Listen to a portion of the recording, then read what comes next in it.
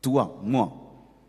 Vous savez, lorsque j'ai commencé à m'apercevoir que l'Église dans ma nation ne fonctionnait pas bien, alors je disais, il faut que l'Église fasse, il faut que l'Église fasse, il faut. Et puis Dieu m'a dit, l'Église là, c'est qui? C'est toi.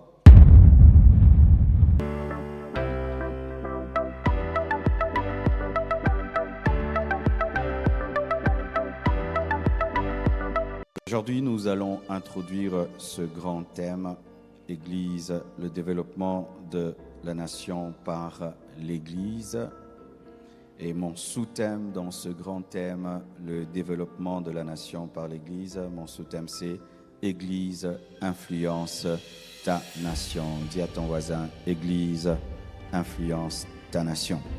Nous nous tenons debout, nous sommes dans Matthieu 5, versets 13 à 16. Matthieu 5, 13 à 16. Vous êtes le sel de la terre, mais si le sel perd sa saveur, avec quoi la lui rendra-t-on? Il ne sert plus qu'à être jeté dehors et foulé aux pieds par les hommes.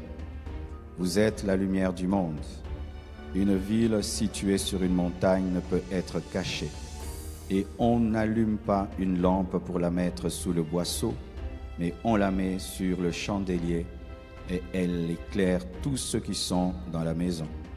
Que votre lumière luise ainsi devant les hommes, afin qu'ils voient vos bonnes œuvres et qu'ils glorifient votre Père qui est dans les cieux. Matthieu 28, 18 à 20. Jésus s'étant approché, leur parla ainsi. Tout pouvoir m'a été donné dans le ciel et sur la terre. Allez, faites de toutes les nations des disciples, les baptisant au nom du Père, du Fils et du Saint-Esprit, et enseignez-leur à observer tout ce que je vous ai prescrit. Et voici, je suis avec vous tous les jours jusqu'à la fin du monde. Terminons avec Acte 2, 46 à 47. Ils étaient chaque jour tous ensemble assidus au temple.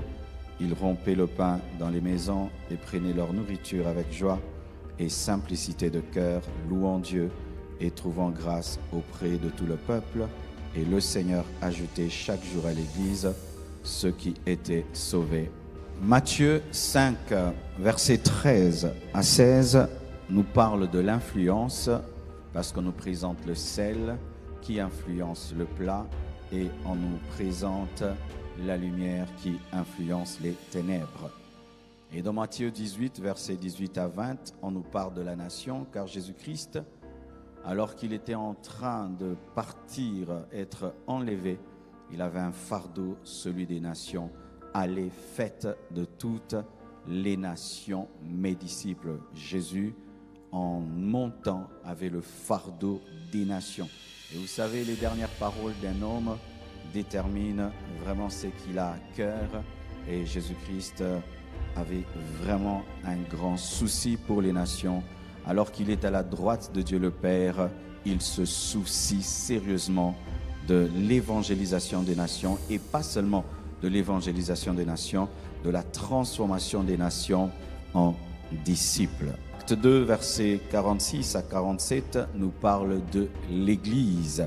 De l'Église, on dit que chaque jour, le Seigneur ajoutait à l'Église ceux qui étaient sauvés. Donc un passage qui parle de l'Église, un autre qui parle de la nation et un autre qui parle de l'influence. C'est quoi l'Église? Il y a deux sortes ou trois sortes d'églises. Il y a l'Église universelle. L'Église universelle, c'est l'ensemble de tous les chrétiens morts et vivants sur toute la planète Terre. Dans l'Église universelle, il y a aussi les morts, parce que Paul est dans l'Église, Pierre est dans l'Église, tous ces grands serviteurs de Dieu qui sont morts sont dans l'Église universelle. Cette Église, au dernier jour, se manifestera. Ils ressusciteront d'entre les morts et avec nous, ils seront enlevés. L'Église universelle. Il y a aussi l'Église locale. L'Église locale, c'est l'ensemble des chrétiens vivant dans un lieu géographique précis. C'est ainsi qu'on parle de l'Église d'Éphèse, l'Église de Sardes, de Thyatire. C'est une église qu'on peut géolocaliser, comme l'Église des Nations, l'Église d'une nation, l'Église du Congo, l'Église de Kinshasa, l'Église de l'imiter, l'église de la deuxième rue, l'église localisable. Il y a aussi l'église individu, toi, moi.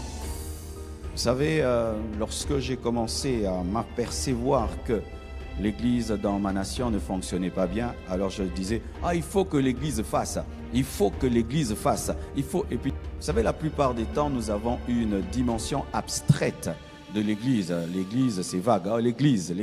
Il faut que l'église change. Il faut que l'église se lève. Il faut que l'église se réveille. Mais quand on dit il faut que l'église change, il faut que l'église se lève. Mais c'est toi qui dois te lever. C'est toi qui dois te réveiller. Et vraiment, je vous assure, ce que je dis là, déjà, c'est très important pour le développement d'une nation. Il faudrait que nous puissions nous responsabiliser nous-mêmes. Souvent, quand on dit que le développement de la nation par l'Église, les pasteurs vont le faire, vous les leaders, vous allez le faire. Alors que non, tu es l'Église, je suis l'Église. Alléluia. L'Église, c'est toi. Alors, mes frères et sœurs, c'est quoi une nation? Une nation, c'est un groupe humain assez vaste qui se caractérise par la conscience de son unité et la volonté de vivre ensemble. C'est une communauté politique établie sur un territoire défini et personnifiée par une autorité souveraine. Et c'est quoi l'influence? L'influence, c'est une action exercée sur. C'est une action exercée sur. Elle peut être bonne ou mauvaise. Elle peut être positive ou négative. L'influence peut être mauvaise. L'influence peut être bonne. L'Église peut influencer négativement la nation. L'Église peut influencer positivement la nation. Et nous devons faire un bilan. Est-ce que notre influence dans notre nation a été positive ou a été négative? Est-ce que l'Église de la RDC, si elle doit faire un bilan, un compte rendu, un rapport à Jésus-Christ, est-ce que nous allons dire que nous avons influencé positivement cette nation ou négativement? L'influence est une action exercée sur.